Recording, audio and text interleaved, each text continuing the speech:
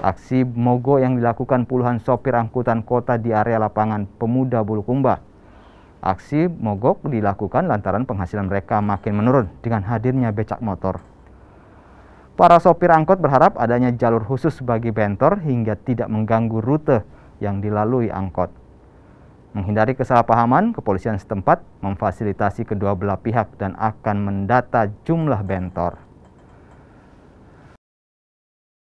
Jadi alhamdulillah selayani tadi ada kesepakatan tapi belum maksimal. Jadi tunggu nanti waktu yang luang di